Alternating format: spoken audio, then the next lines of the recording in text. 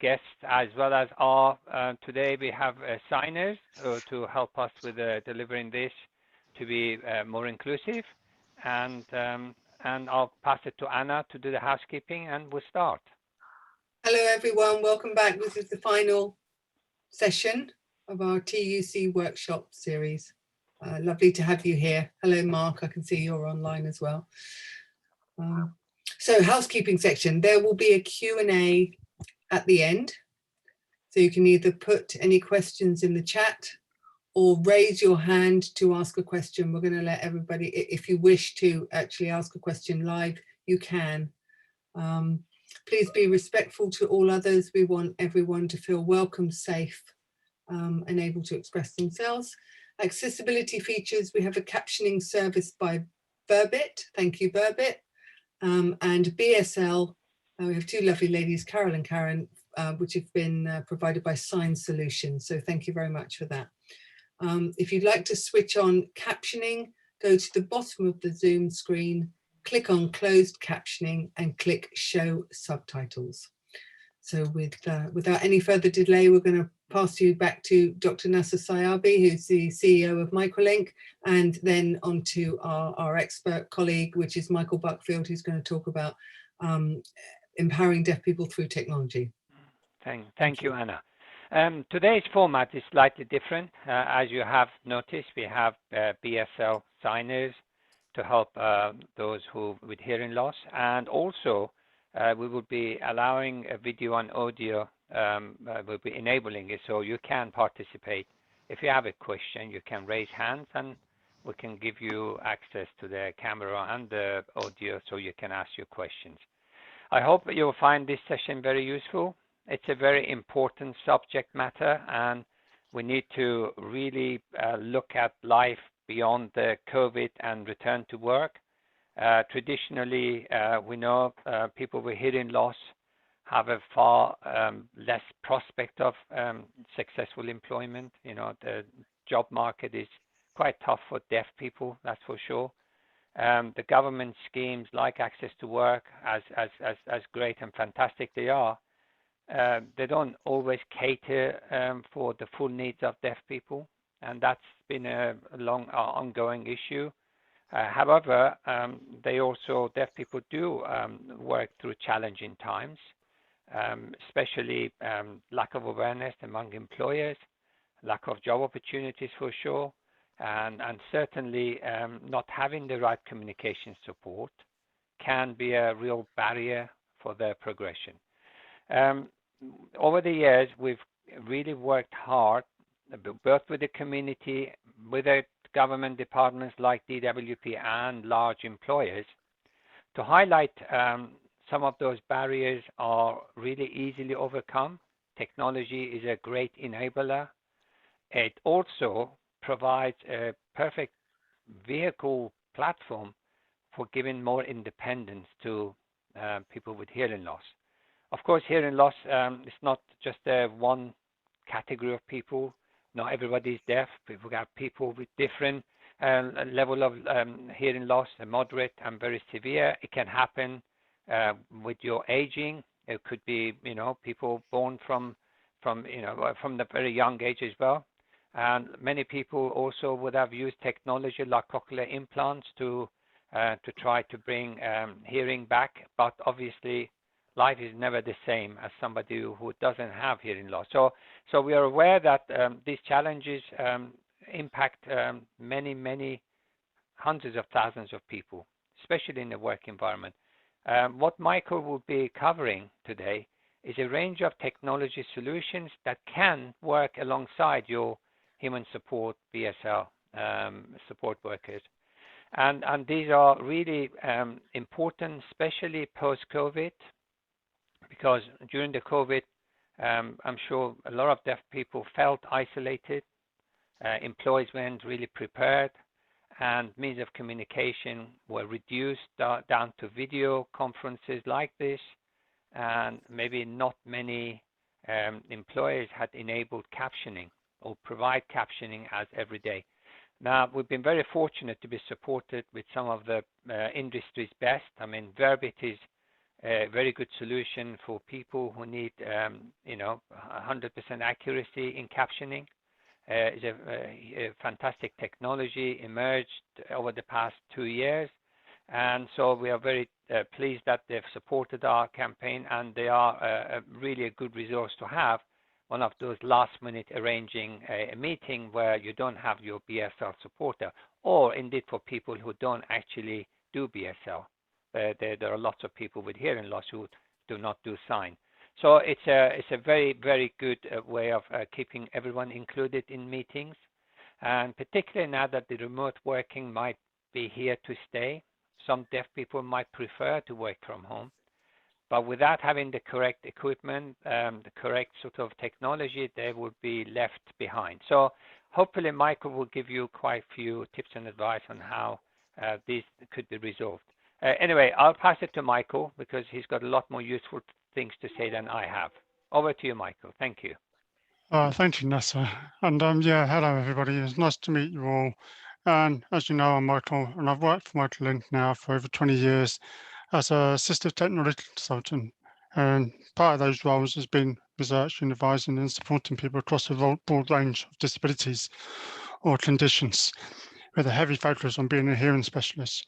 This has been involved with carrying out assessments for people with hearing loss or deaf, and finding solutions to overcome their barriers in work or education environment, then do setups, trainings. Now I don't do it as much now because we've got a team of people we've taught over the years to carry out these roles. Also, I'm profoundly deaf myself, and I use tools to help me overcome my communication barriers, such as wearing a hearing device called a cochlear implant, and using wireless communication technology, as well as captioning. And yeah, I can sign a little bit. And so I'll be able to relate to some of the topics we're going to be talking about today in this session. And just to briefly highlight the topics I'll be covering in this webinar today, which is about supporting people with hearing loss to communicate independently in any environmental setting. I will briefly, to give you snippets of the deaf awareness we will cover, and about how to look after your hearing, and provide an overview for solutions in businesses to minimize the impact for employees when working or customers accessing your services. Then we will finish off with technological solutions for individuals that wants to overcome the barriers. So I'll get straight to it then, about deaf awareness. Over the years, we've provided deaf awareness sessions for clients who have colleagues that are deaf, or dealing with customers that have some form of hearing. So I thought I'd do just a short session to give you an overview. Because at the end of the day, one of the first questions most people have on their mind is, how do you know that person is deaf or have a hearing loss? Why do I say that? It's because deafness is invisible condition, isn't it? That is something I will talk through, and how to identify a person who is deaf. One example is they might not be able to hear from behind. So you could end up saying, excuse me, on the escalator to walk by, but they're not making way, so they don't hear, or blocking the door to let you by, or like you asking to hold the lift door, but didn't. So don't think that they ignoring you and being rude or anything like that. It's because they could be having a hearing loss or some hearing difficulties. So this is the way they react. So yeah, so factors on hearing loss is someone might have reacted while others didn't. Why is that? It's because there are different levels of hearing loss, and some might only have high frequency hearing loss, or some might be completely deaf, or some people might only just have mild hearing loss. So for example, high frequency hearing loss, we just use this one. They might not hear the fire alarm or the phone ring well if these are high pitched sounds, but if they were low tones, they wouldn't be fine to pick that up. Someone with moderate hearing loss might be able to hear the phone and the alarm because they might not have a high frequency lost. So, and then they might struggle in conversations as well with misheard words containing F, S, and TH, like saying, "Are you thirsty?" Because the TH and the S is a high frequency. They wouldn't hear that word thirsty as So you would probably need to say something like, do you need a drink? Why is that? It's because there's fewer words that starts with drink, and that gives a person a high chance of being understood. To give you an idea of a sample of what it looks like to have a high frequency of hearing loss, imagine you having a book or reading a newspaper or magazines or reading emails with every letter missing of S, F, TH, SH, CH, K, and P, and H erased from that. Now, just you could read part of that book, as you can see here on these slides. And then you will see many key words and phrases are missing, being erased. So it will result in challenges of understanding it. This is what happens with a high frequency hearing loss. You can hear parts of that messages. However, your high frequency loss has been erased. The key sounds and the letters needed for discriminating and understanding is not there. And you see here now, although Michael's main area of expertise is in hearing loss.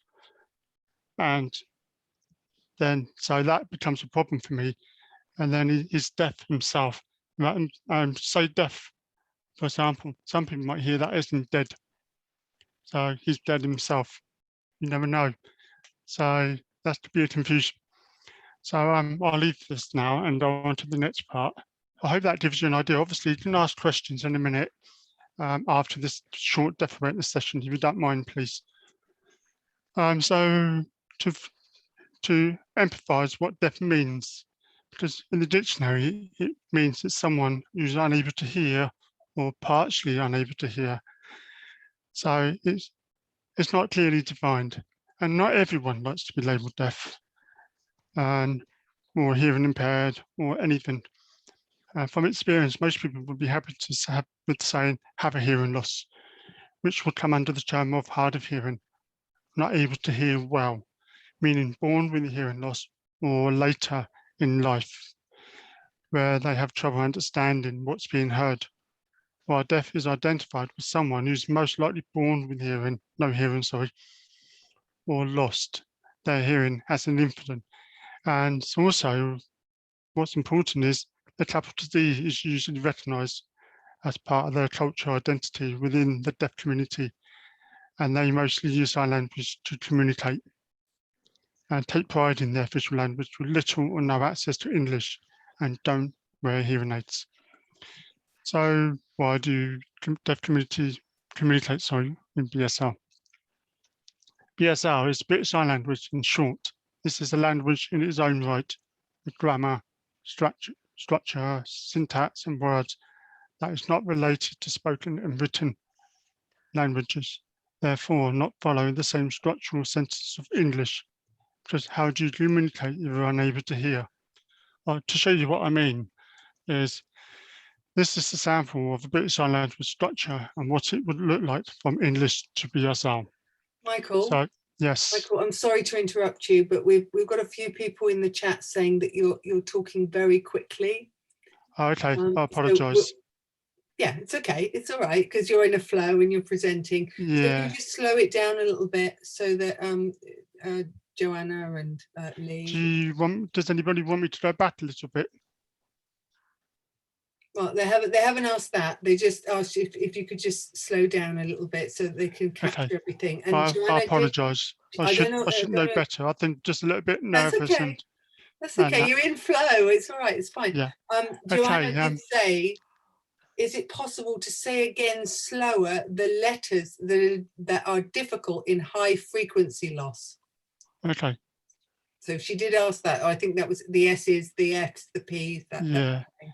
It's the in this paragraph of text, if you had a hearing loss, pretend you were trying to read this document, for example, and you notice the high frequency letters are missing, which is S, F, TH, and SH, and CH, and K, and P, and H being erased from the documents or emails or magazines, anything that's readable, text messages. So you will see that now you're trying to read part of the book and you can understand some of it because you can see reduced communication barrier because there are no high frequency letters, phonetics in the sounding of those words. And whereas now, if you were trying to listen to that in being spoken to you, you would not be able to hear all these phonetics and syllables or homophones, however, whoever just drives it, and then you will not be able to discriminate that words in the conversation. So it's a bit like that. I've just given a sample of showing of what a person with hearing loss of high frequency might miss out on in here.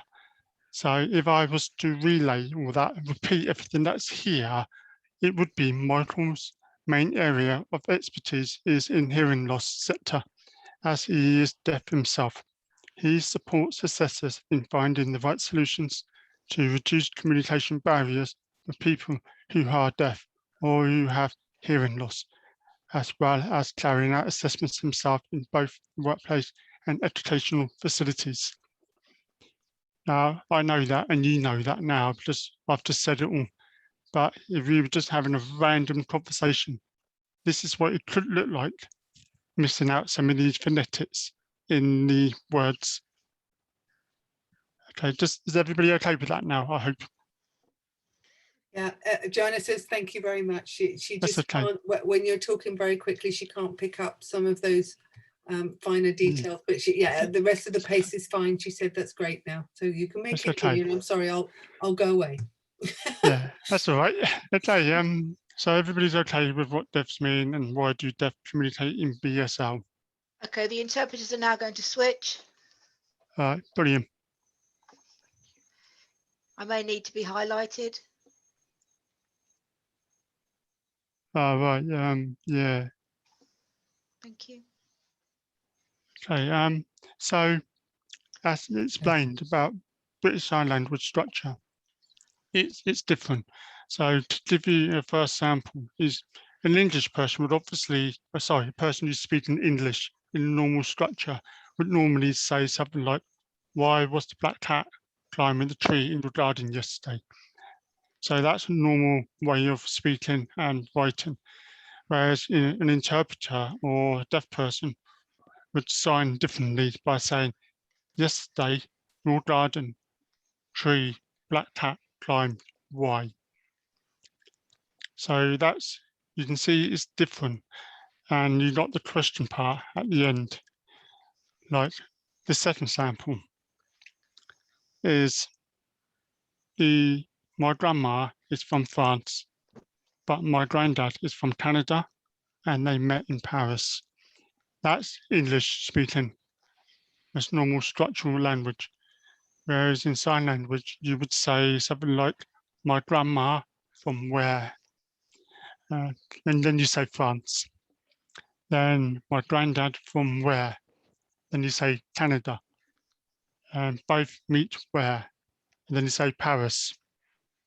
So it's simple, as you can see, and it takes out some of these lots of things. And to talk about all this further, you can have a full deaf awareness sessions to do that, because it's a lot to cover. And I'll explain all this towards the end of this session. And before giving out, so that's the BSL and the high frequency stuff. So I was going to give you some possible communication strategies, just a few samples, because I do this with on webinars with employees to help them with all the colleagues. So before giving out some samples, as you know, the sound of your voice signal is the start of the interaction. However, if someone is relying on facial expressions and lip reading to communicate or mishear, they will be on a back footing already when they turn around and you're already in the mid-sentence. So it's good practice to have their attention before engaging. Yeah, you might be wondering, how do you have their attention before engaging? Ask them, don't be afraid, we're all different. Some people don't mind being tapped on the shoulders or have their hands waved in front of them.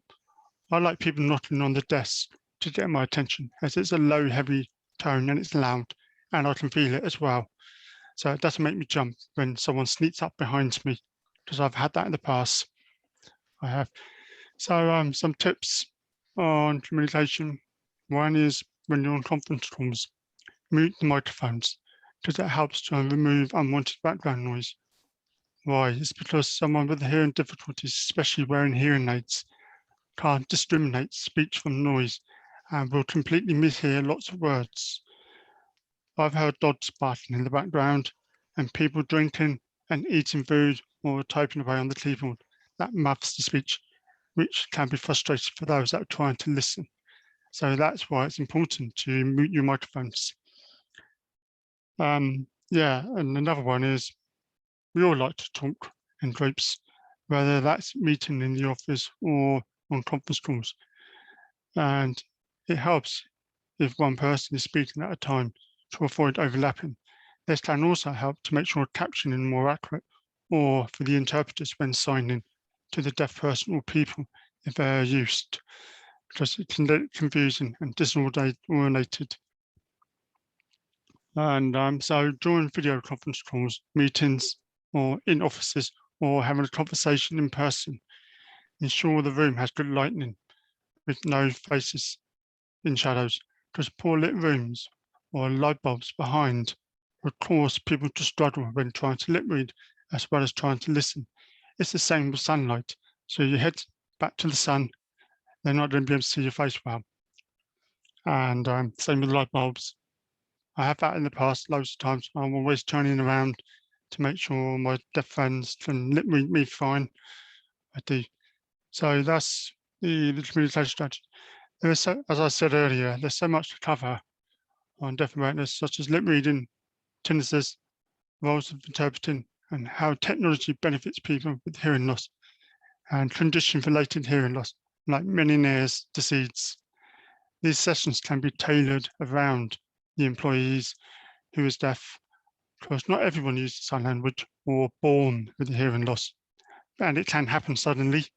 Therefore, everyone has a different level of communication skills and how it can impact their well-being, because most people don't know what it feels like without asking or having a deaf awareness session. Sorry.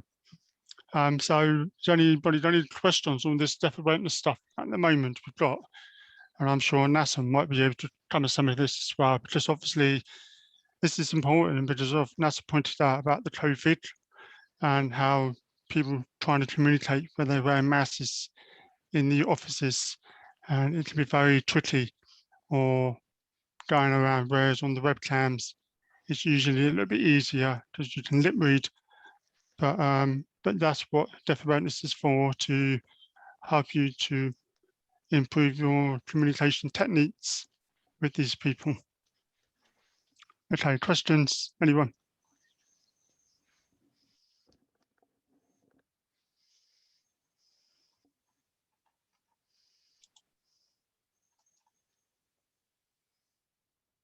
There is one question in Q&A. Anna, do you want to read it, please? Yeah, sure. So it's from Janet Shapiro, and it says, when lip reading, sight is important. So the speaker needs to be in a good light, not with light behind. How does one let people know this?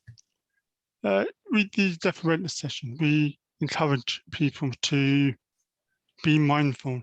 And obviously you are right, it does need some sort of light, and it takes practice. And then if you're in the same place all the time having that conversation, then you can get that right. When you have webinars, or sorry, video conference meetings, then it's just going to take a couple of sessions to get it right.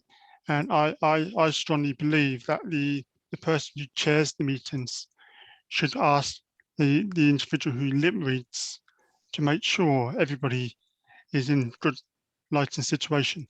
Like now, like me, you can see me and I've got good light.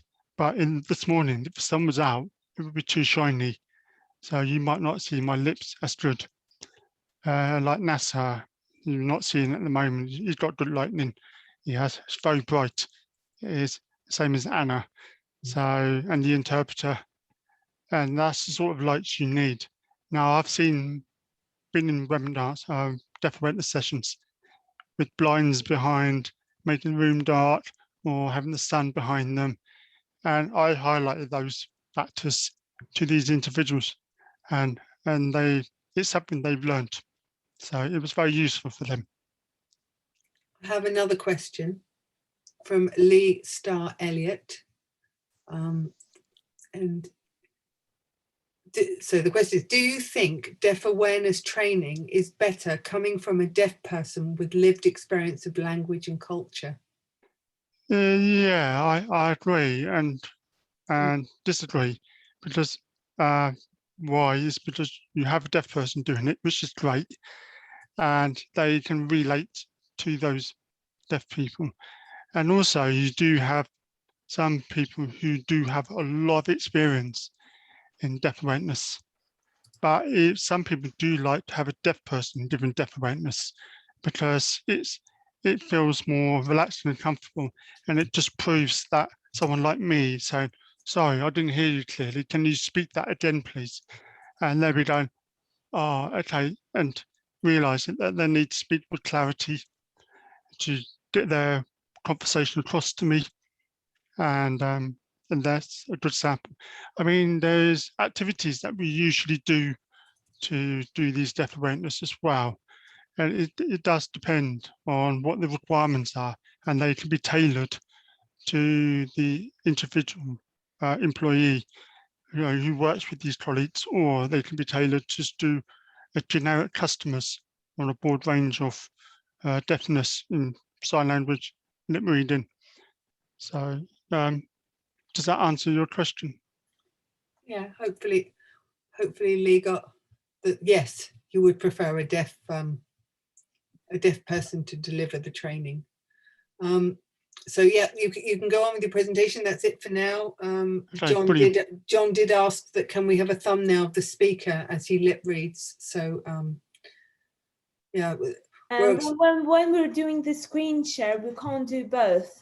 Right, I see. Okay. So how can we help John to, only with the captioning, I suppose? Yeah, unfortunately, it's because of the limitations of video conferencing. It is a problem. Same as signing using cameras like this is not really very good, because you need a three-dimensional kind of a feel, and sometimes it's hard for people to read the BSL over a camera or a video call like this. But we live with limitations, I'm afraid. We're doing our best. Okay, so Michael, you can continue. I'm going away again. Goodbye. Thank you.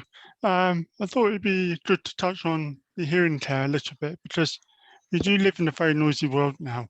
Compared to 20 years ago, hardly anybody was using mobile phones or listening to music via headphones, earphones.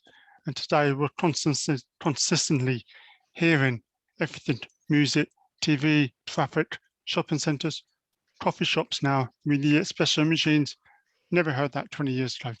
Factory floors and call centres. It's all very noisy, and we're all exposed to sound from everywhere. And you might think, oh, my hearing is fine. But what about 15, 20 years' time? It's been known that as you get older, you start to lose your hearing. And a lot of this is related to age. However, there are job roles out there that could have a potential impact on how much sound exposure people experience each day over the years, such as machinery in factories, bartenders working in the pubs, or flight crews that would have they would usually have some form of hearing protection. Like when you go to music festivals, you would wear earplugs, would you? Because nobody doesn't go without wearing earplugs. So, the government's research suggests that 85 decibels is the threshold. I'll try explain this a little bit more in a moment. Limits when exposed to sound and noise up to 8 hours a day.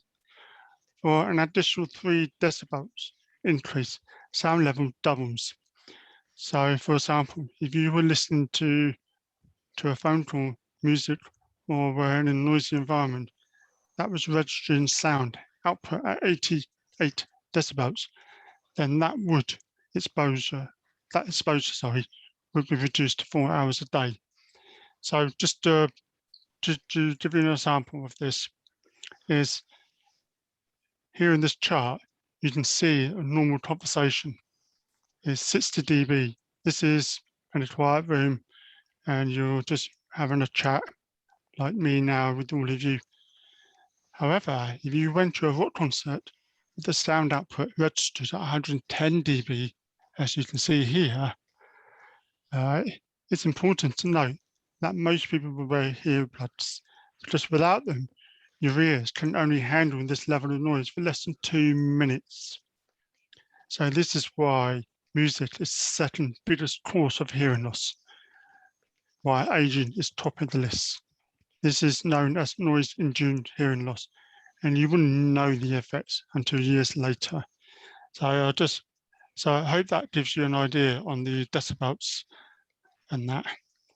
So just to finish off, is how do you care for your hearing them? Well, one example is I would look at the volume controls as they are regulated by yourselves by checking the volumes to see it's just to set it at a natural level. As a guideline, this is usually around 50 to 60% of the maximum volume.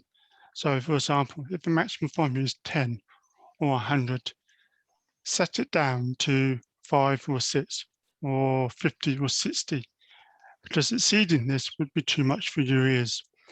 And even on the phone, for example, you get all these dots, you can see there like maybe 12 dots. So just have it less than halfway with your earphones, and that's less than 50%, and that's good. If you start having it too high, that could be a sign of some form of hearing loss, or how to say, want to enjoy the music for 10 minutes to get a buzz. So that's just a small sample on hearing care and and personal life too, as people might not realise it until it's too late, and it can have an impact on their well-being. And there's a whole session on that could be covered as well. So any questions on the hearing care and the decibels before we move on to business solutions?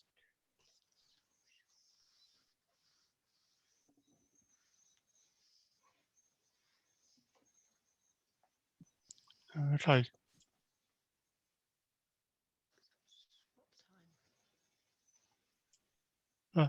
I see one here from Josh Harris about having low frequency hearing loss.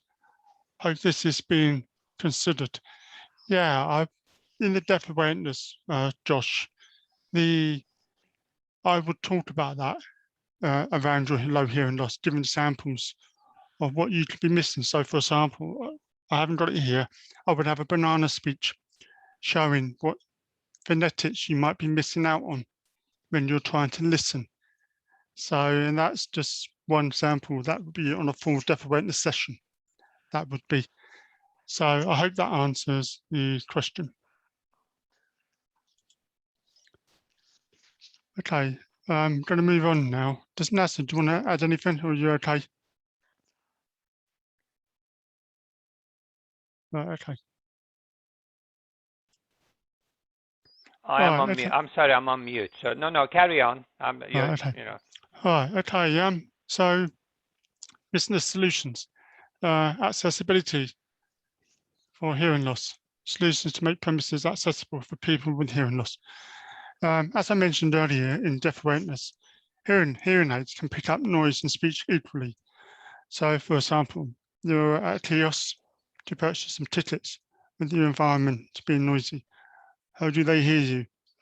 In the reception, people walking on hard wearing floors, and you can hear the echoing of their shoes. And then in the auditoriums, someone's eating crisps or sipping a drink. These scenarios can muff the speech and therefore missing words. So these people working would have to repeat what we just said. That's okay in a kiosk, counters and receptions, but you can't really do that in the auditoriums, can you? Put your hand up, say, can you repeat that, please?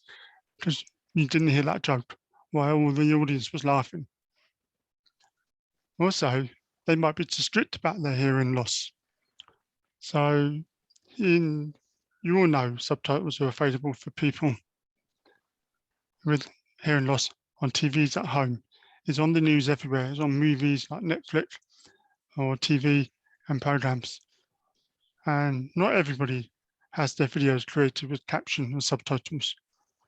What about those who can't hear at all? How do they get in touch with you?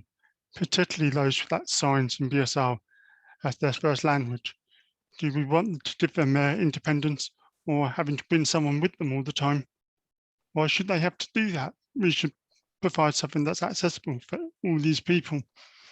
So I'll be covering some of these possible solutions to make your premises and services accessible for clients, visitors and public on the next couple of slides before we discuss individual solutions.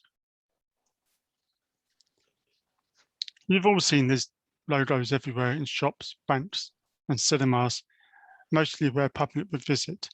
This would allow for hearing aids to be turned on, to turn on their territorial option, known as the T-switch. That detects the magnetic field from the loop, which is a wire that's hidden, and it's connected to an amplifier, something like this little device here. I'm not sure if you can see me. If not, then I'll just turn off the screen sharing for a second. So hopefully you can see me now. And this is a device with connections, and on the back here. And this is used for in the counters to allow people to hide that underneath and produce the magnetic field from the, so I just need to get the screen sharing back.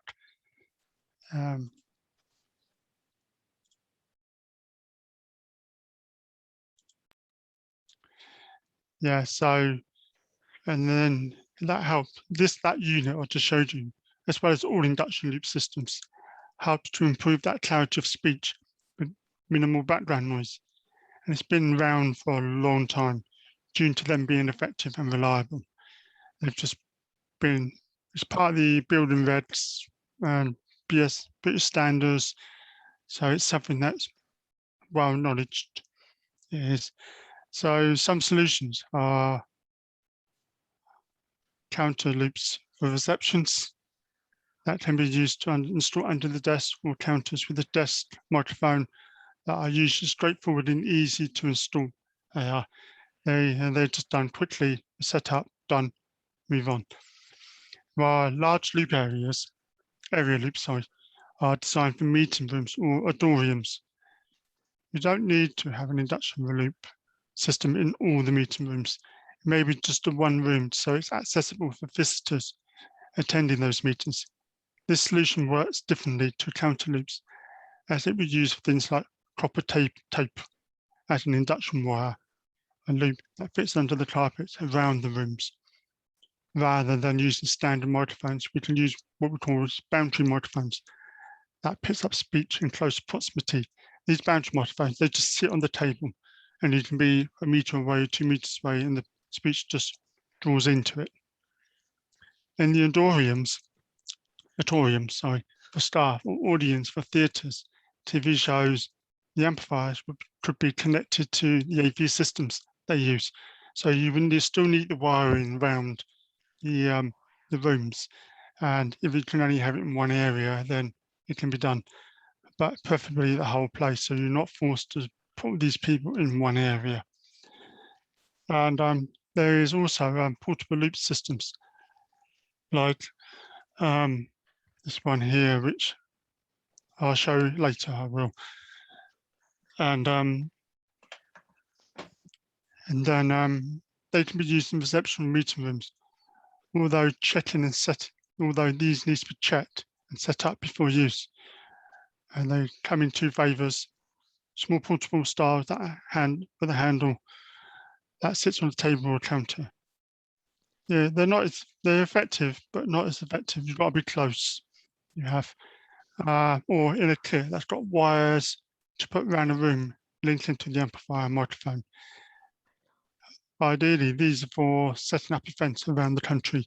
So if you were in a conference event that was with the marketing, that you know you've got deaf people there, you're not going to lay out a proper full installation of induction loop systems, are you? So that's why you probably need portable loop systems to help you to get over that barrier. You do. So what about non-wired solutions? You can use radio frequencies with portable net loops devices that receives signals from the AV systems with compatible transmitter systems. That is like having a transmitter system connected with the AV systems, part of the rack, and then people just wear a non-wireless net loop system around their neck. And then it just, from a range, the signal sent to that device for you to pick up with your hearing. However, it's not as strict, and not everyone might ask for these portable net loops. So also the portable loops have audio jacks for the headphones for the non-hearing aid users. Yeah, so these devices you can plug in a headphone, and you can put it on and just leave it there. So for some people might not have hearing aids. And site surveys or inspections. Usually site surveys are carried out at the premises with assessments report provided on the recommended solutions from that visit, especially for the auditoriums. This is sure that the wiring can get a signal to those hearing aids. But if you're too far away from the signal, it becomes poor, and that can be fixed by implementing what we call is a phased array wiring system to keep the signals even all around the room. So that's one of the reasons why we intend to have a site visit consultation. Whereas with receptions and that, a few photos might be okay. And that, okay, I think, yeah, some more business solutions. So what about those who can't hear well, even with hearing aids or don't wear hearing aids? Because induction loop systems don't work for everybody. As explained, there's a wide range of degree of hearing loss. Therefore, have you ever thought about using automatic captioning that can be used for conferences, receptions, theatres or events? Even Verbit, as you're seeing right here, right now, is a good sample. And I believe there's a slight delay on that. So it's still reliable, it is. And so having the right tools and the setup and a good reliable connection, it's possible. So just to give you a couple of samples that I've written up is you're doing a presentation in a meeting and someone might not hear you with clarity. The solution is to use a transparent overlay to capture live what you're saying to them. The benefit is seeing the subtitles on the same screen as the slides rather than second screen, being able to better comprehend what's being said and seeing what's on the screen at the same time. Now, in webinars like this session we're having now, provide captioning and BSR interpreters to make yourself or your company more accessible to a wider audience. So what can you do about kiosks or booths? You can use wireless UB duos. More on that later. Is a face-to-face communicator. An alternative solution is to have tablets with automatic caption set up to transcribe for people to fully comprehend what you're saying, because in noisy environments, it can be difficult to hear.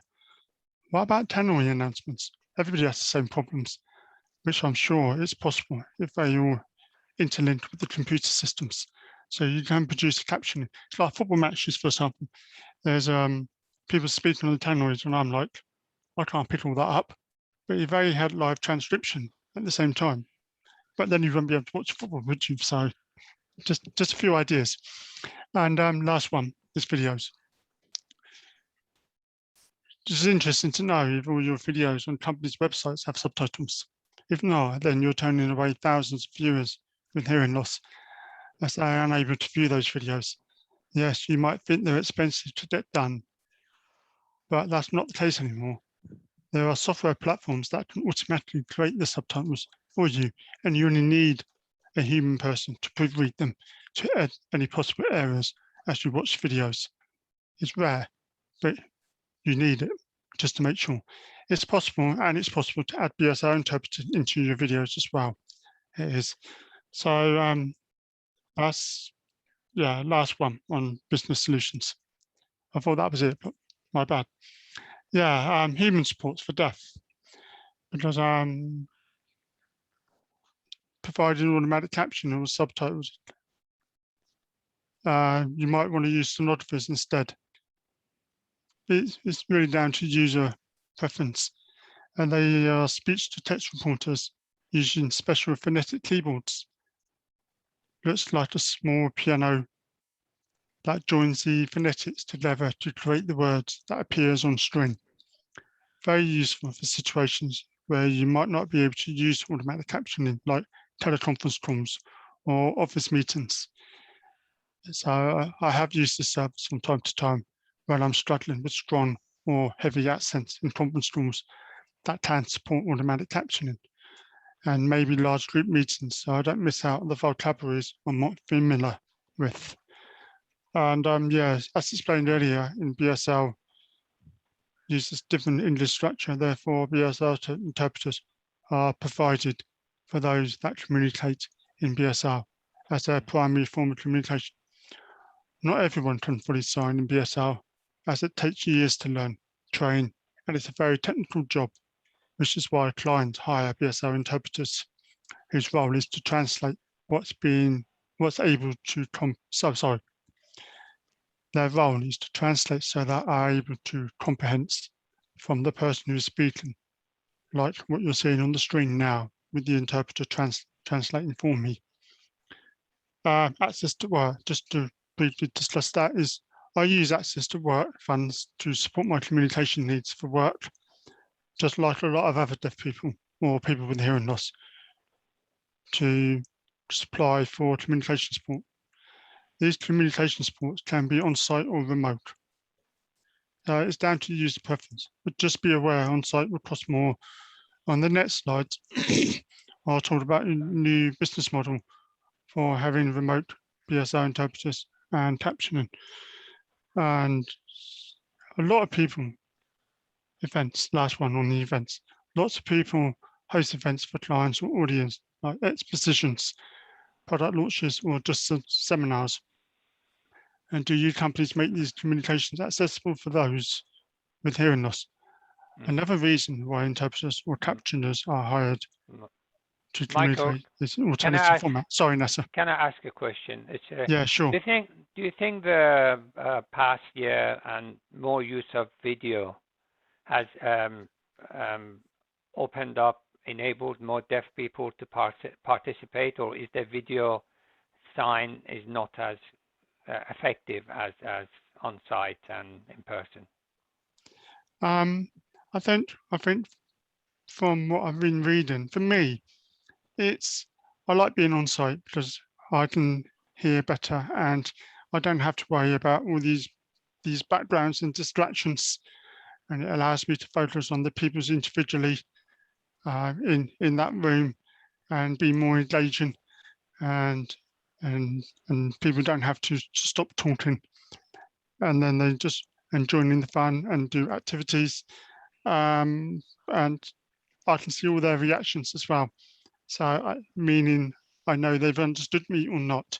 Whereas on here now, I don't know if they've understood me. I don't know if I'm on the right tracks, or I can change things to make it a little bit more interesting. So it can be challenging on webinars. It can be. But is it not also providing better access to BSL if you have situations where having a signer on site has always been a challenge through organization, through the cost, and most employers put a cap on how much they spend on yeah, it does have an impact, because if you try to get a booking last minute, it can be difficult. If you want one within 2 days for an interview, for example, how do you get one? And if the interview was conducted on the internet, then it will make it a little bit easier. It was because you've got more chances of getting an interpreter within 2 days. than you have getting an interpreter to be on site within 2 days because they're already booked up. They are. It's the same with captioning. I've been inquired about, have been inquired in the past, for example, about some people who've got hearing loss, that they don't want someone to visit them at home. It's because of the parents who are concerned about getting COVID because of their illness, and they can't have the, the jabs. So therefore they've asked, is there another way we can do this communications? And we say, yeah, we can provide an interpreter or captioning, but we ask if they can do captioning. If not, then interpreter. It's always a balance between sort of you have to compromise the user experience versus practical and flexibility and kind of agile support, because sometimes situations dictate that you have to operate that way. Yeah, Guys, can I just interrupt you? Sorry, the interpreters want to switch now.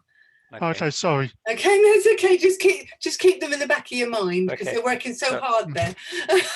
It's very correct. So Michael, please carry on. I thought there was an interesting point, because there is always that conversation. I do want to highlight something, like if you're doing online tutorials, trainings, for example, that can be challenging.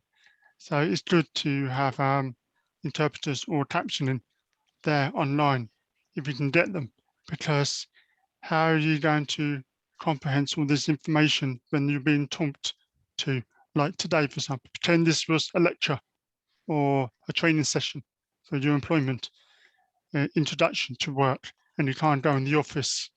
So having online captioning interpreters, it can be a very, very useful thing to have. Okay, all right, let me see if there's any questions. This is an interesting one from Mark Anthony. You talked about increase of doorbells, smart doorbells, and you're working as a delivery driver. Are you aware of technology that will help deaf or people with hearing loss to communicate with customers? Are you talking about just assuming that you're the deaf person answering the door? Sorry, okay, hold on a second. We can use mobile phones where they can have apps installed, which I'll show in a minute, if you don't mind, on individual solutions. Okay, if that's okay, Mark, thank you. Janet asked about fine lip reading speaker who is not BSL, and the subtitles do not seem to work well for BSL speakers. Is this common? I don't know BSL. Yeah, Janet, it's if I understood it right, it sounds like that BSL is not for you, and then subtitles and lip reading with captioning, maybe that's something you might be more experienced lip reader than other people, but not everybody is able to bring out their speech clearly like I can today. Or maybe I'm mumbling a little bit, I don't know.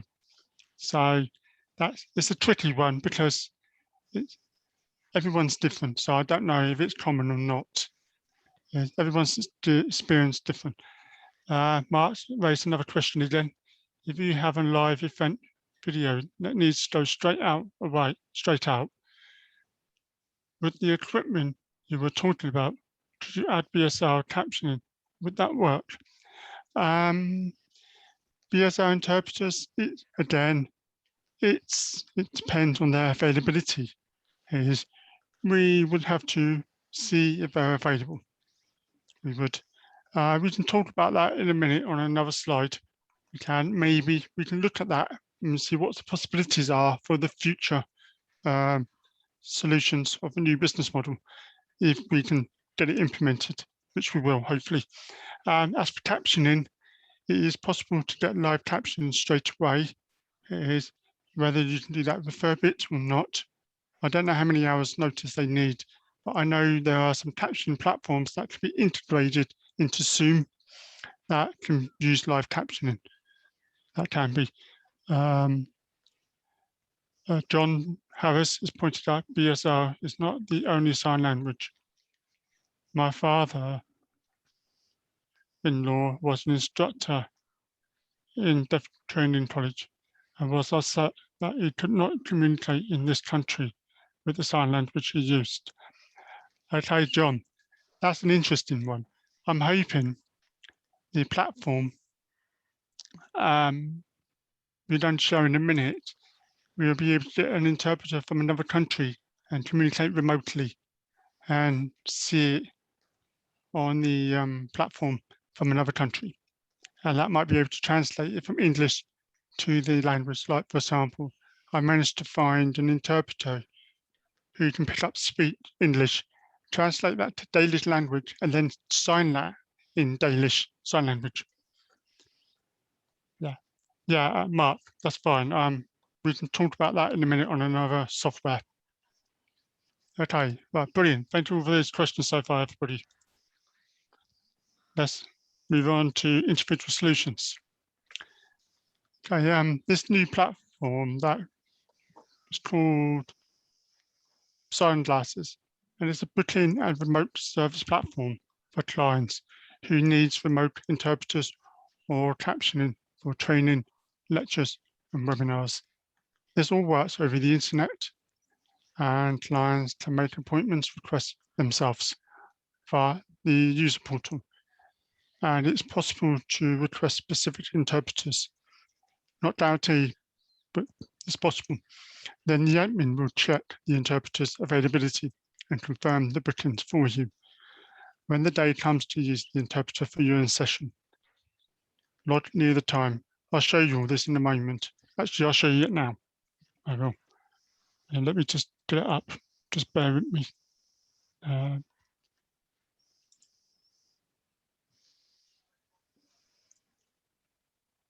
Oops.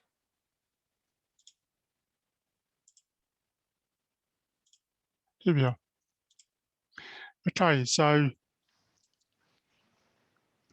here we are then. As you can see, when you book, you request a session, you put your details in, and that goes to the admin portal, where the admin looks at that and checks the interpreter's availability and then confirm the booking. And when the day comes to the session, you just sign back in and you see your dashboard with upcoming sessions. So then you just click when you're ready to start, a few minutes before you start, just click start. Now, unfortunately, this is a demo one. This is not live. This is just to show you what it would look like on a screen. And then you have that easy. You don't need all those email communications, sharing link, or make an interpreter sure it is seen in Zoom, Teams, or even the billing system is on this platform, on the admin portal. So why this solution? For a start, you have to have all your interpreter needs in one place. No need to find your emails, look at the Outlook calendar, hence streamlining the service, creating more friendly user experience.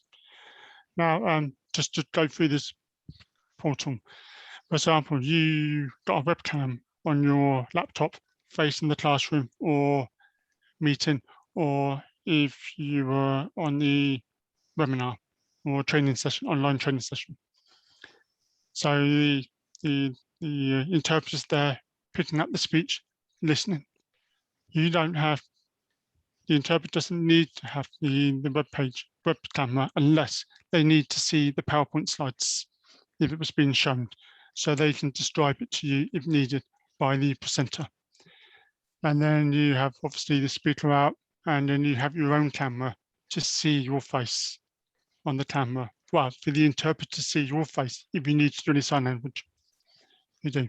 And then you, obviously the person who's presenting will need to have a microphone. So that's how it works.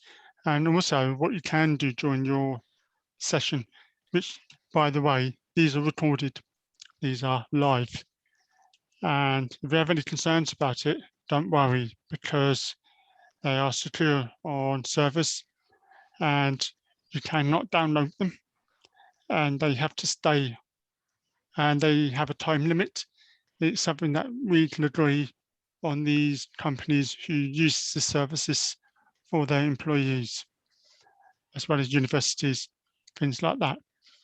So it's in here for the individual. Pretend I'm deaf and I'm watching the interpreting while I'm here. I'd say, oh, important to read. So now I've bookmarked something for me to read later on while it's carrying on. And then 5 minutes later, you can say, misunderstood this.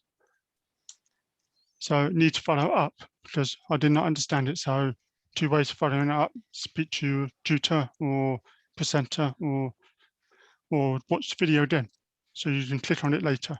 So pretend that's finished. You've done this session. Whoops. So we go back to our dashboard, and this is obviously a demo website. So you would have your recordings in here, and then I hope everybody can see this, yeah.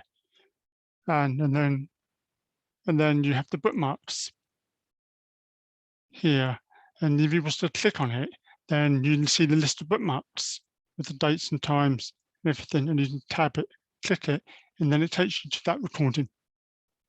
It does. So the notes here again as well, you can click on them. I don't think I was sharing my screen, was I? I am. I wasn't. No, I'm sorry. I'll share the screen again. This is the requesting a selection to book for an interpreter, where the user or the BSL user would fill in the details. And that is, like this. This would be obviously BSL. And then you would say if it's on site or remote, which mostly be remote. If I only just put it in dates. And then if you want specific interpreters, like on a specific topic, you can put it in. And then you save it. And then it goes to the admin for them to do their work. Then when you are ready to have your session, log in and then click start. And now pretend this is a live interpreter, but it's not, it's a recorded one for demo purposes. And you're here and you can see the room or the, online session of training. Then you've got down here is where you can bookmark or meet. So for example, earlier, I highlighted important to read and misunderstood this. So misunderstood, important to read. Then leave the session. I'll go back to dashboard. And then here, what would happen is when I have had my sessions recorded, it would be here. And then all my bookmarks would be here. So I click in there, which I can't do.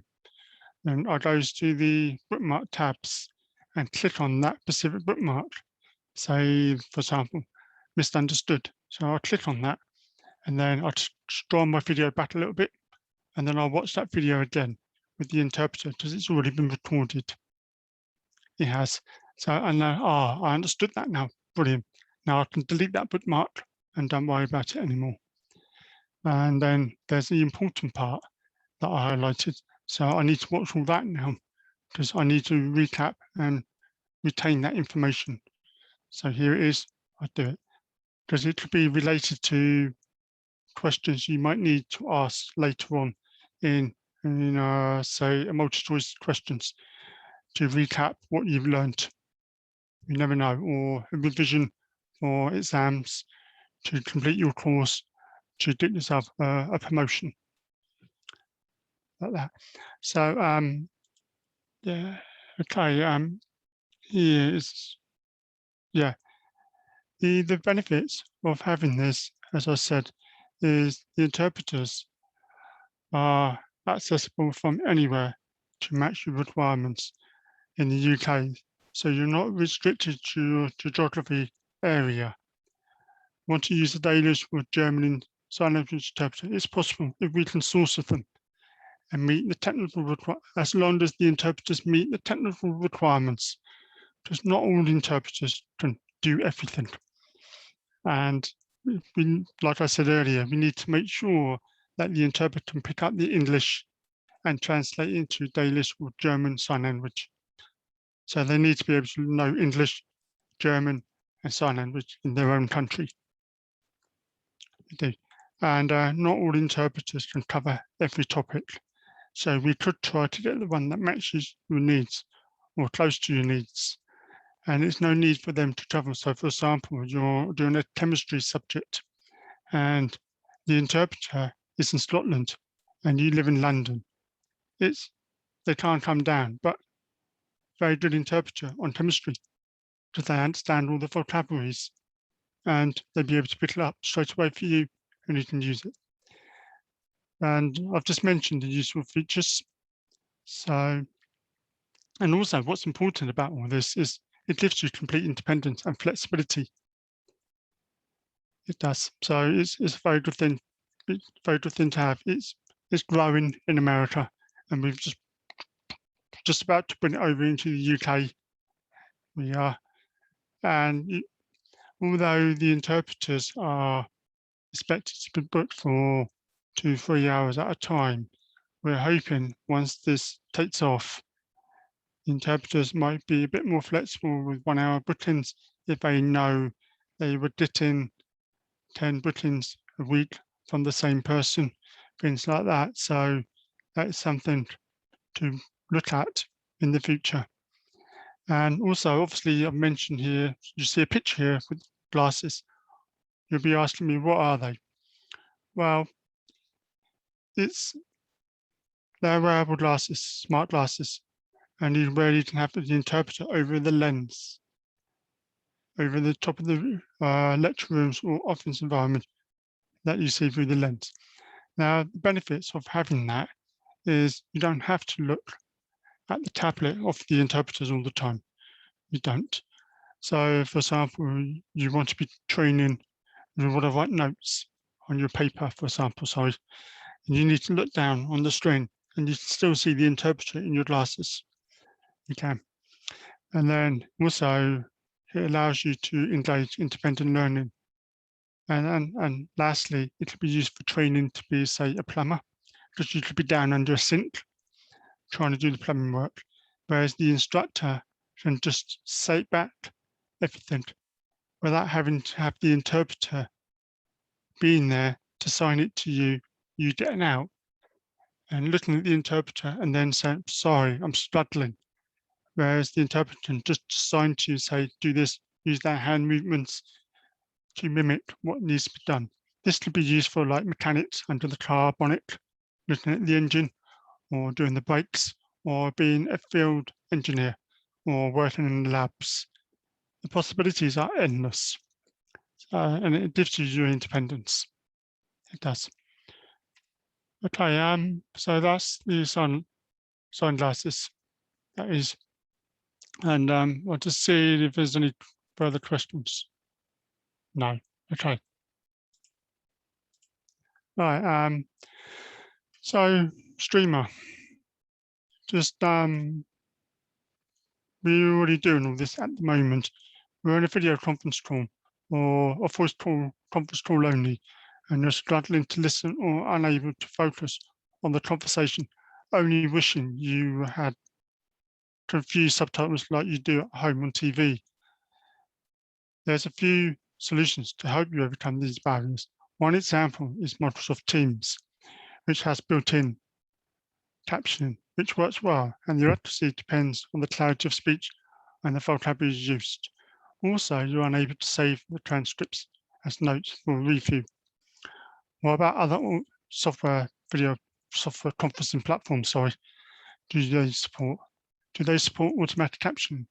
I know Zoom doesn't, because as I'm here now using the third-party caption platform called Verbit, which is a hopeless solution that uses voice recognition to produce caption automatic and there is someone monitoring the accuracy behind the scenes who will type the corrections to achieve a 99% accuracy rate, and as long as they can hear me with clarity. Okay. I think the interpreter might want to stop. Brilliant. Can someone pin it, please, to change the interpreter?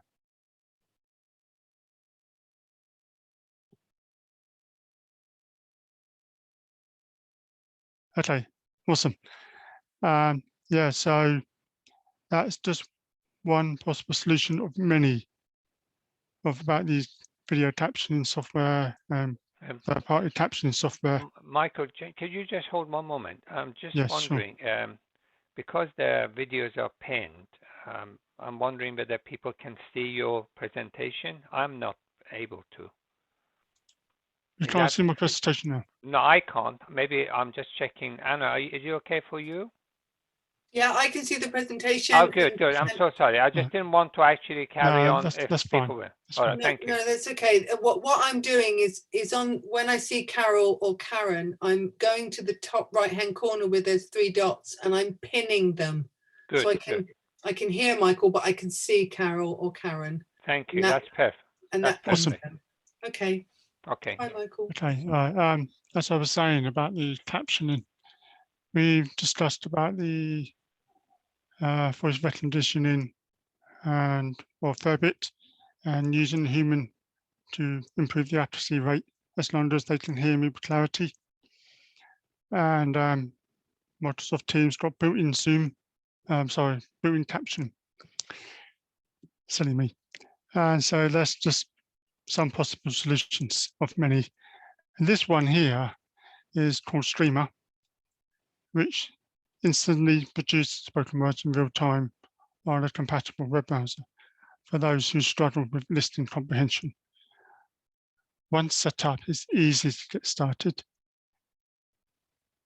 and easy to use with a private secure room that is fully encrypted. The data between the computer and the server that can be streamed to almost any device. There is support for multi-languages translations for those that want to read in their own native language too. There are some features such as downloads or clear the transcripts after session. You can drag documents to share and tag transcripts like index markers to highlight important notes to review later on as an alternative solution to taking notes. So I'm just going to see if I can get that up on the screen and keep the screen sharing.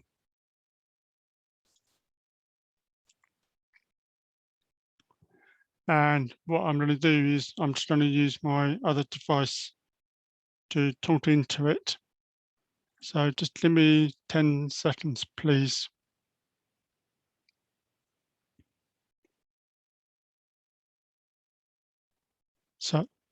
So hello, everybody.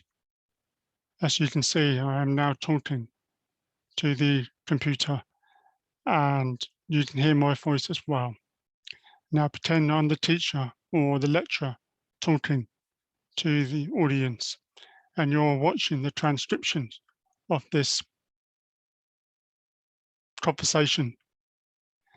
And then I just keep going, keep talking, and all these notes are coming up.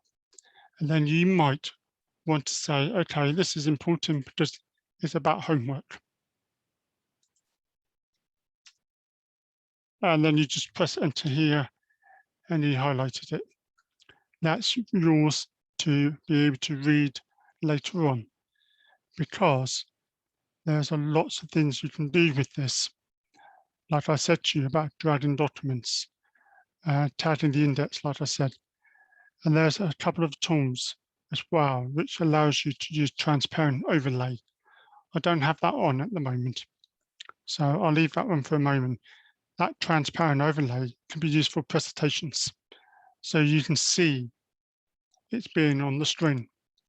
You can see the caption is very prompt. It's up there on the screen as soon as I speak.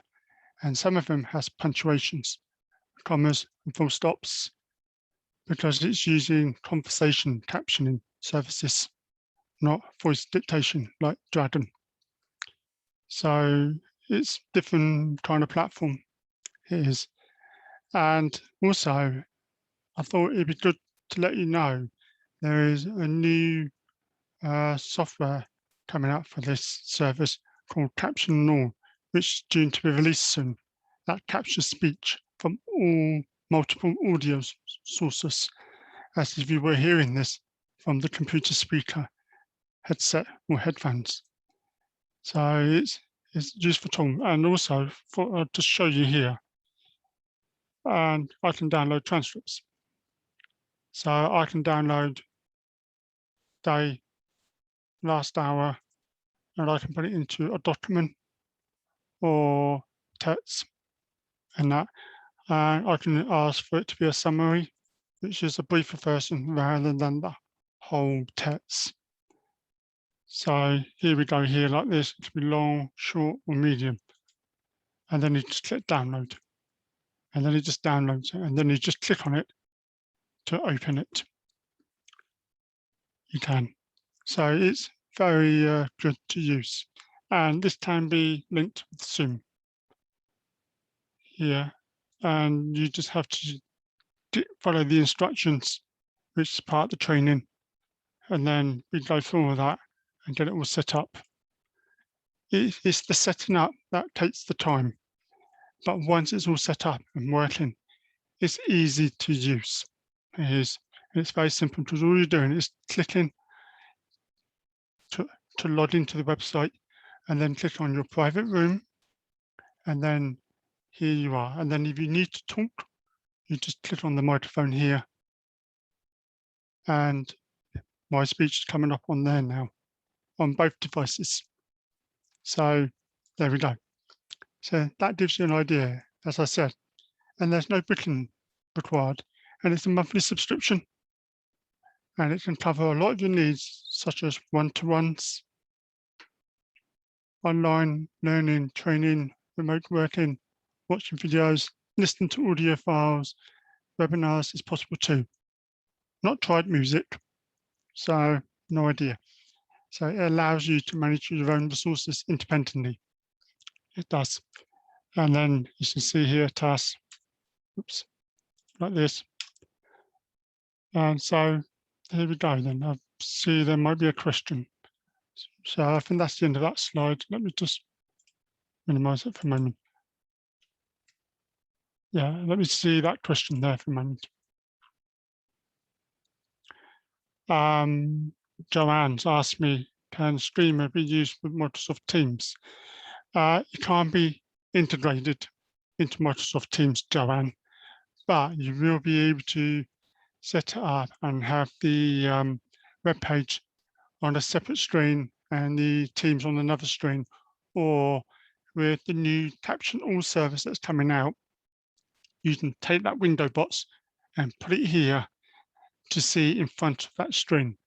You can, but if you wish to share a screen, you can put the Caption All in there to share your screen as well if you need to. So it is possible, but not in the way that you would like to see it in Microsoft Teams.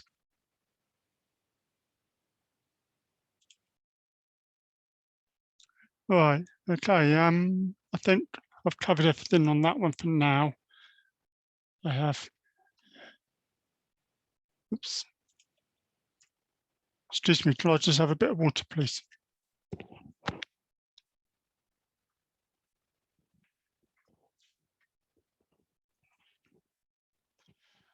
Okay, making conversations more accessible. This is another captioning solution called SpeechC, which is due to be released in the next couple of months.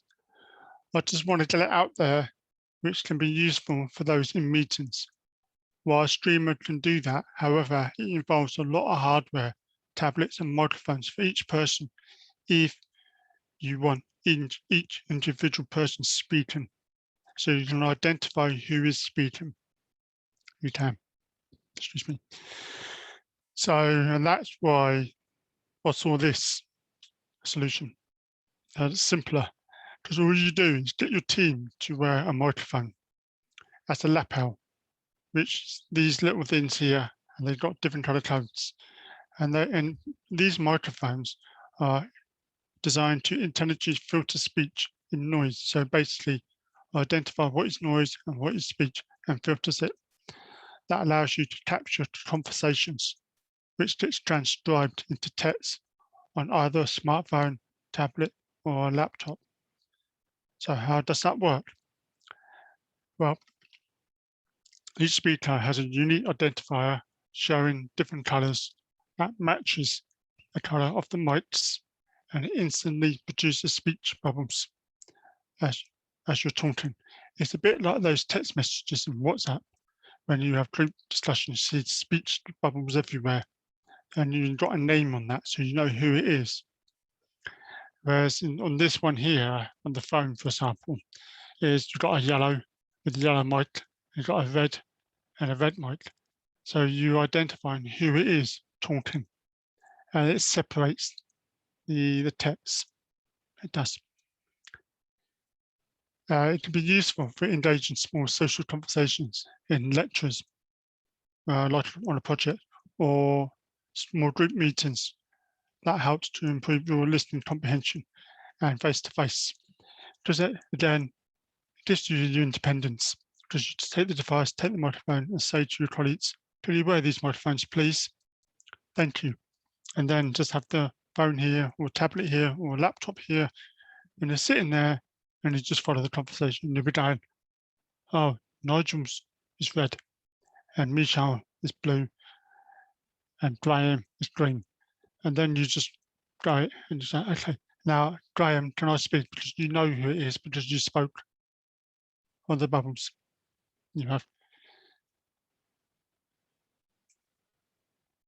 Okay, I think there's another question. So, okay, sorry, Joanne. It's called Speak C, as in speak C. Yeah, not speech. Speak. It's not tuned out yet for a couple of months, I believe.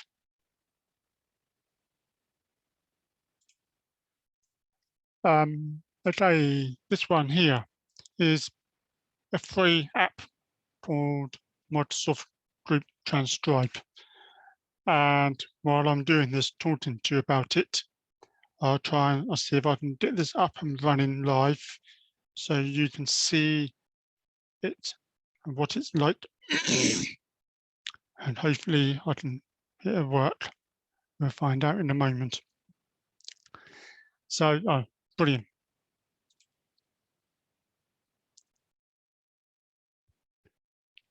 Let's move that there and open up Microsoft Group. Oops, I'm trying to. Okay, and then so what I'm going to do, I'm just going to talk, and then hopefully you can see this why it's there. The Group Transcribe is similar to SpeechC solution I just talked about. This live transcription app enables people who are deaf or hard of hearing or non-native speakers to participate in conversations in real time. I'll show how then in a moment. Just click on the start button in the app and it'll start transcribing. If the other person has a phone or a tablet, they can join the conversation in Group Transcribe as well, so they can read from a distance. This allows you to be more present and focused in conversations with the confidence of high quality transcripts. The conversations appears instantly on the screen, and you can select your own native language as it supports 80+ distinct languages.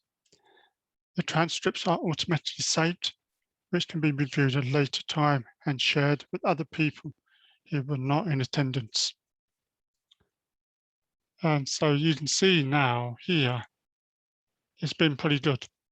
I'm just going to open up another one and show you that somebody else has joined this meeting,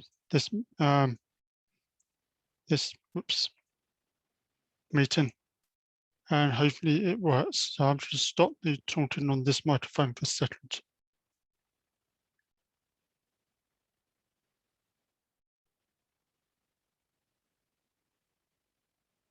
Just bear with me. Here we are.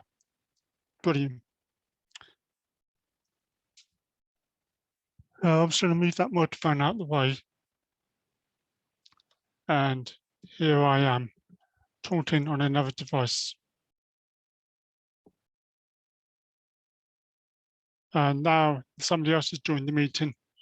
So you can have multiple devices to be able to transcribe what you're saying. So you can see now this device is called R&D, which is part of my job to research and finding solutions and finding ways to be able to implement it to be used. So this is just one sample of automatic captioning.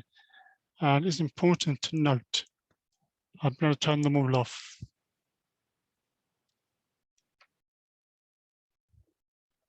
Because otherwise it's going to show poor accuracy because I don't have the microphones near me. And just to show you the transcripts, there you go. So you can access them all later on, and then you can send them and email them to yourselves. Okay. Yeah. So it's important to know this app only currently works on iOS devices with the internet connection. And you all have to have your own iOS device to identify the individual people. Google has one for their Android system called Live Stripe, which is something that could be used for drivers as well if they have an Android device, as Mark was talking about earlier. But it doesn't allow for group sharing, as it's been designed for individual use. Probably won't have time to discuss this at the end. If we do, I'll show you it. As I explained, these apps are free: the Google Speech Live and Microsoft Live Transcribe. Okay, let's move on to the next slide. The last piece of caption software I want to talk about is an app for making live phone calls.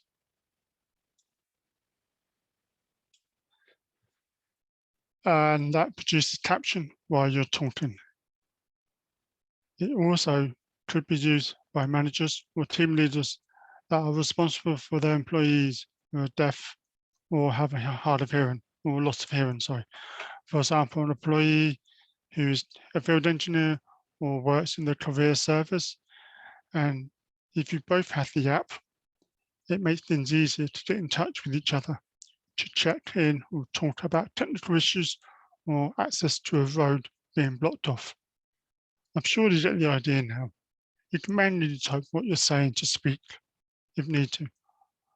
I've highlighted features for this app because I'll just show the demo, sorry. And it's probably better if I just show you the demo.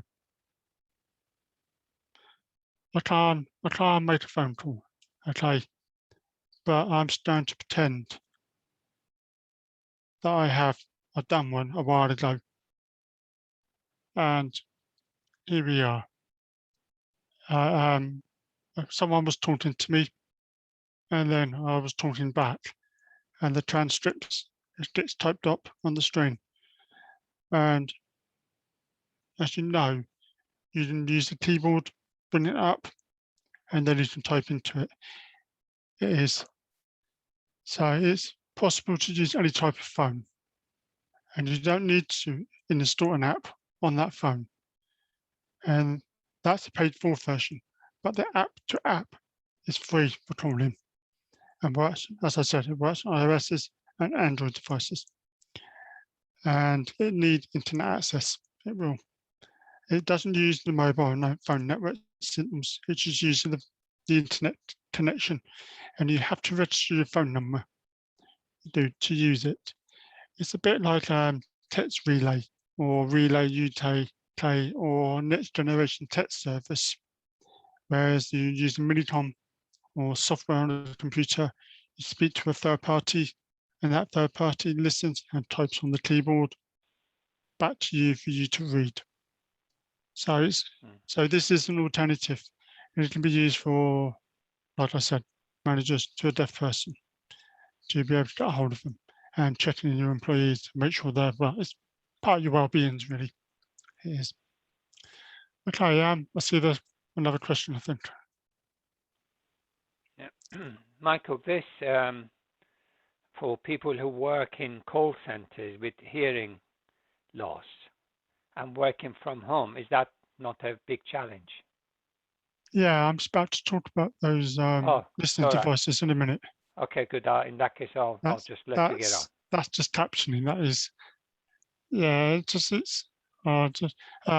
Joanne, if I have time, I will show you the live transcribed slide of Doodle.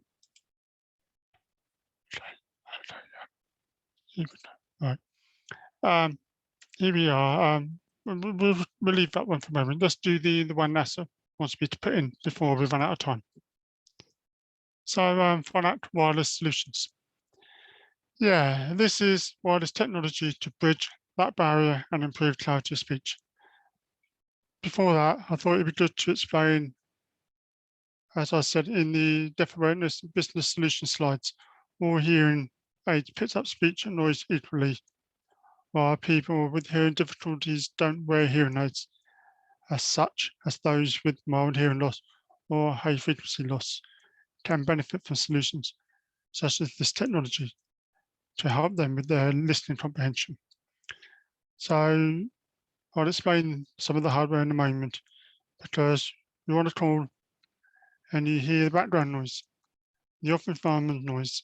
When I say background noise, I'm talking about the background noise on the caller's end of the phone.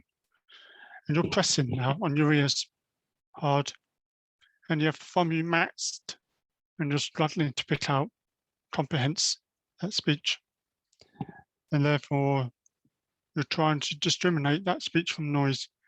That involves repeating, asking direct questions with a yes or no answer to confirm what you've heard.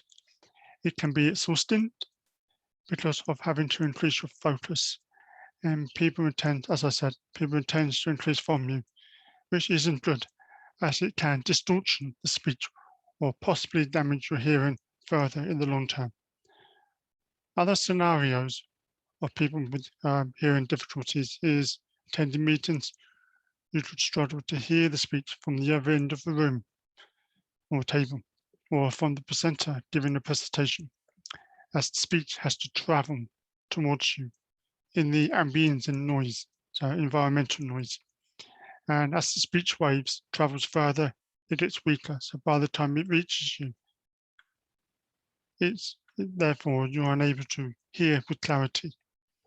And so how does this technology make a difference? Okay, well, the transmitters, which is devices like this. This is the Rogers Select. This is the table mics. They are helped to design to improve the clarity of speech in noise by filtering some of the background noise away and amplifying that speech before sending a signal to the receiver that's attached to your hearing aids. So because you can't see me on the camera, I don't think. So I'll show you the hardware in a moment, I will. And so, yeah, the receivers, where was I on the receivers?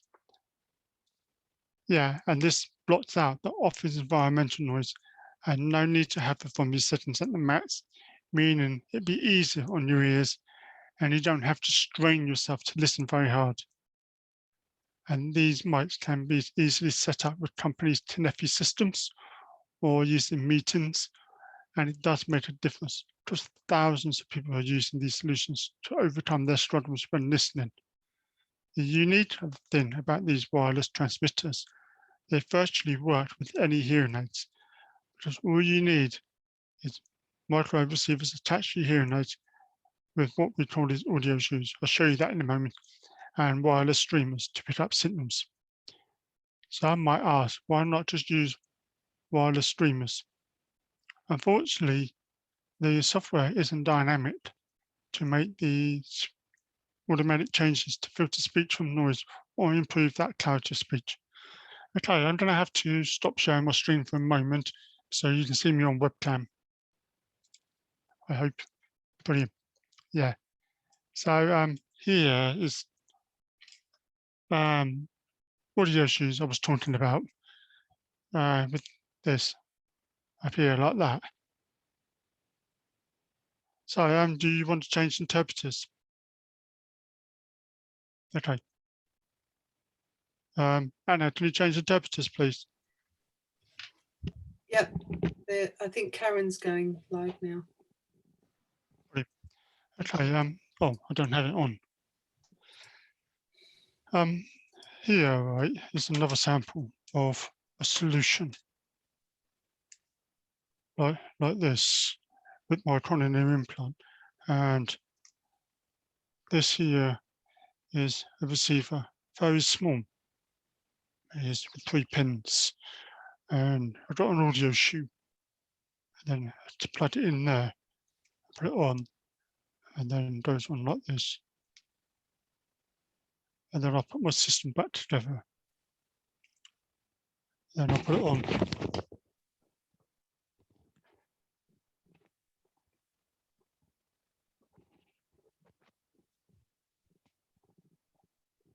And that's where it goes.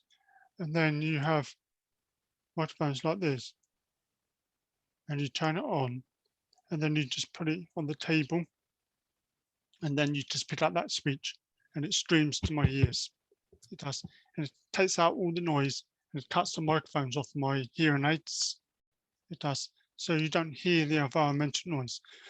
This technology can be used with soft phones on the computers like Teams, Zoom, and webinars, things like that, and can be used to pick up audio, lectures, training, videos that you have to watch as part of your training. And you just have to be plugged in with audio, or it can be used with Bluetooth, and it can be used with mobile phones as well. It can. So that's just one sample of a microphone. Here's another one. It's called the Roger Pen, and it's different type of technology, but I prefer to use the Roger Select. I do. It's got Bluetooth as well and everything. As you can see, I just showed you some audio shoes. They're different. These won't fit on my hearing aids. They won't. So that's where we come in to help and support and finding the right solutions. And also, it's important to note that so that technology helps you to be more engaging and able to comprehend that conversation more easily, and you don't feel as tired as much. You don't. Let me just dip my screen sharing back. And that there is another streamer, receiver, sorry, I forgot to mention. This one here, right, can be used for people with mild hearing loss or some high frequency hearing loss that don't have hearing aids. Because I believe the NHS doesn't necessarily give hearing aids out to anybody who's got hearing loss now. I think their policies changed slightly. So this is where we can help people with using something like this. This is not a hearing aid. It can only be used with transmitters, microphones. It's important to remember that. So don't think getting these through Access to Work funds and putting them on and wearing them is going to work, because it's not. You need to have one of these. You do. So, and it can be used for people with auditory processing disorder, who has trouble to discriminate speech from noise without having a hearing loss. This can be used for people with autism to help them to be more engaging, to be able to pick up the speech in the ears in a noisy environment, for example. It is very popular with children in schools. It is for people with hearing conditions, not necessarily related to hearing loss. It is. Okay, let me just get the screen sharing back. I know there's some questions which I'll ask in a minute, if there is. Oops. I've just minimized something, so just bear with me, please. Yeah, and so, yeah, just talked about that. So the good thing about it is this technology can bridge the listening gap. And so you don't have to go too far to hear, you don't. And as I said about, you've got this kit and how do you get all this to work with the company's hardware? And that is where we step in, as we've got years of experience of integrating these solutions with computers, desk phones, meeting environments, by providing the right cables, audio shoes, Bluetooth dongles, and explain what needs to be done before a visit by the trainer to set up the equipment for you. For example, you will have to visit an audiologist. It does depend on your hearing. It does depend on your hearing loss. I'm sorry, it depends on the hearing aids you've got. It does, yeah, and show you how to use the equipment effectively, because you want to be able to use them in different scenarios. You do, like one-to-ones, meetings, telephones, computers, mobile phones. So that's all the computation. We can take all that stress away from you and set it up for you, and you don't have to get someone to repeat or explain. Again, it's not for everybody. For example, someone with profound hearing loss might struggle more than someone with moderate hearing loss. That is so. You just need to bear that in mind. You do. Let me just double check if there's any questions. No, there isn't. Okay.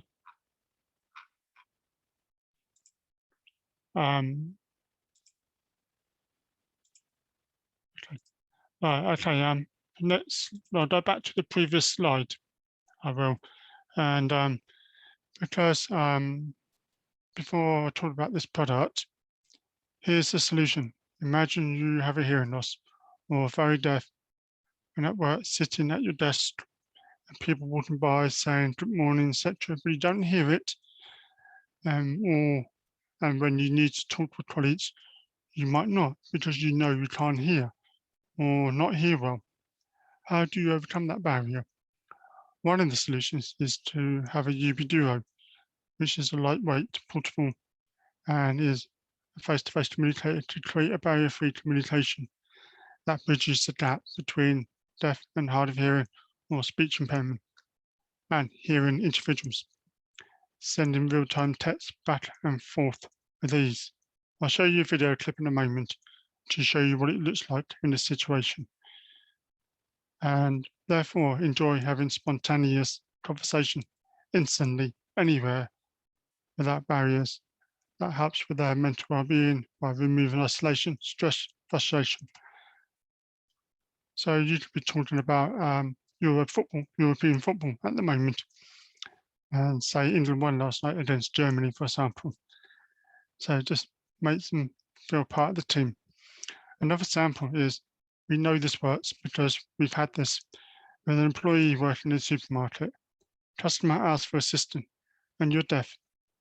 You can't understand, and you normally take that person to another call worker. But with this UB Duo, you don't have to, therefore giving you your independence to communicate freely. The good thing about the UB Duo is it's fully secured and it uses full-size keyboard, and there is an option for those with loss of speech to express their needs and thoughts and emotions in the same way others communicate through a text-to-speech generating device. Believe me, it'll put a smile on somebody's face as their social interaction. It's very popular with American employees and students, as it makes communication accessible to enable them to live independently. Quickly, just to show you think about a 50-second clip.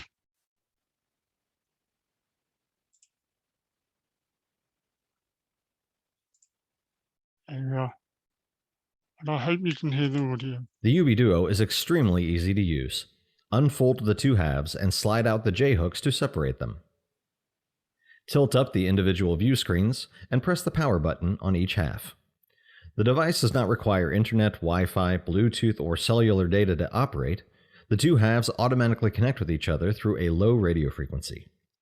Within 3 seconds of turning the device on, you will see a split screen and are ready to have a conversation. The device displays in real time, so there is no pause or delay between when one person types and the other person sees it, allowing for a natural conversation speed. When finished, simply push the screens back down, turn each half off. So that gives you some idea of what the UBDuo can do. And it's not necessarily just for individuals, but it can be used for pretty much anyone. Oops, just trying to get the, it can be used pretty much for anyone. It can be used for business premises who have a lot of deaf people coming in. It can be used in kiosks, everything else I was explaining earlier about business solutions. So it could be handy. It could be used in, say, postmasters, for example, or doctors, and that. It's not necessarily to replace sign language or anything like that. It's just for those people who can't speak, or for those people who struggle to hear and able to read what's being said instead. So we got another listening device that can be used for people with mild to moderate hearing loss. And they're done by hearing aids, and it looks like a sports style headset. It does, but it's actually what we call assistive hearing set. It is, and I'm just going to show you an app. I don't think I'll be able to actually, so I had a problem earlier. I did, but I'll just explain it. I realised, yeah, I'll try in a minute. I will. So basically, this assistive hearing headset was developed by sound engineers and certified audiologists to help to engage conversations, take mobile calls, and be more confident and hear the TV, music, or videos streaming directly to your ears. You will be on a call and miss out some of the words or not hear those words you're not familiar with. So with this solution, you can have an app on your phone, control these lost frequencies. So basically what I'm trying to say here is you have a hearing assessment with this earphones on, here headset, put it in and everything. The first time you set it up with our help, and we just go through the app on your device, and then we go to the audio frequencies, sounds, and then what we do is we change the frequencies from use on specific frequencies. So it's a bit like in the old days where you used to have equalizers on the stereos with music systems. It is, and you might still get them today, I don't know. And then what happens is, you say you lost your low tone hearing loss. You can increase that gain of that low tone. So you can try and hear those words or letters in low tone more effectively. Or if you have a hearing loss in the mid-range frequencies, you can increase that from you there. And it saves those from you controls in that specific areas of those frequencies, which can be better in some situations because you're not changing the from you on all the frequencies. You're only changing the from you on specific frequencies. You are, and that helps to improve the clarity of speech understanding. And you don't need to use the phone all the time once you set this up correctly. So you can just go out and be on a phone call or sitting down, having a conversation in the cafe, and it can filter out some of it. Like in the canteen, you want to have a lunch meeting, things like that. Employees who goes out and see customers at the doors, things like that, as Anthony pointed out, pointed out, they can have some hearing loss, that's fine. They can wear this and to listen to the customers, things like that, or work in customer-facing roles that are struggling to pick out what people are saying. So there's a few possibilities in these options. And there are telecoil, integrated telecoil option, which is not shown here. It's a different one. And you might think, oh, these buttons are small, but there are some economical solutions with the buttons. So it's useful. And also there are 4 different pre-settings modes for different environmental situations. Let's see if I can get this up. Michael, you have 5 minutes, so Yeah, I think I've pretty much finished really, to be honest. okay, good. Yeah. All right. And so obviously anybody got questions and everything?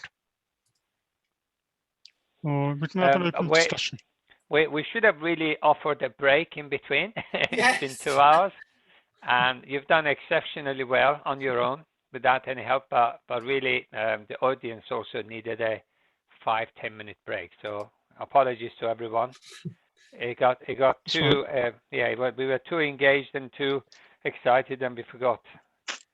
Nas, did you want to touch on access to work? Well, access to work is actually a real major concern for deaf people. Organizing the BSL, claiming the funds, and trying to actually do a day job, it's not very easy. So what we think, there should be a new mechanism by access to work to make life much easier for deaf workers. So I think most employers also report the same. Budget is an issue. The technology that Michael has just highlighted could reduce some of the pressure on funding. It certainly could increase the independence. The Uber Duo, as Michael says, showed it really had helped few people to really do things when they wanted to, rather than reduce to the hours they could only get BSL support. So overall, I think some of the solutions you've had here could definitely help your deaf employee colleagues, and access to work will fund pretty much everything that Michael has shown. But you have to ask for it. As a deaf individual, if BSL is offered to you, it's a great support.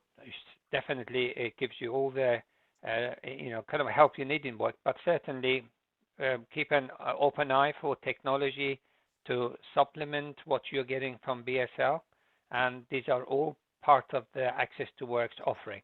But if you do have problem with access to work and you need someone to help you with making it easier, then certainly talk to us, because we've been working with many clients who have similar challenges. They come to us, and we have ways of making life easier or give them advice and guidance how best to go about doing it. So, but do not let that become a big barrier, because this is such a vital service support that deaf people need, and we want to make sure they get it when they want it, as soon as they want it. Apart from that, I don't really have any more comments to make. If anyone has any questions, please, you have your moment, because it will be another couple of minutes and we will have to end this session. There is one question in the chat. Okay, there's nothing I can see. So no, nothing new. Everybody's saying thank you anyway. And Michael, thank you for that. That was a lot of work for you, I know. It was a marathon, Michael. Putting it all together as well, the presentation, putting it together, it was a lot of work, wasn't it, behind the scenes? Yeah. Fantastic. Well done, Michael. Try to cover as much as I can. Obviously, just get in touch if anybody wants more information. So as a final word for our colleagues in TUC, disability groups, this is not the end of our relationship. It's just the beginning. So we would like to do more. And if you come back with feedback on what might work, what's best, we just want to keep up the momentum. There is an awful lot of disabled people in the past year pandemic have really struggled. And when they come back to normal, they will need support, ongoing support, and hopefully we can actually use the relationship with TUC to influence the employers to do the right thing. And so yes, let's see if we can do that, make that happen. And thank you very much for taking part, and looking forward to seeing you again in the future. Thank you very much to Thank you. Science Solutions as well. Ladies, you were Bye-bye. amazing. Thank you so much. Thank you. Bye-bye. And Ladies, you've done a brilliant job. Thank you for both signers. Really, I don't know how you do it. I don't know how you do it either, Yeah, but thank you very much. exceptional people. Thank you. And Verbit again, You're thank welcome. you for the support. Thank you. God bless. Okay. Bye-bye. Bye-bye. Bye.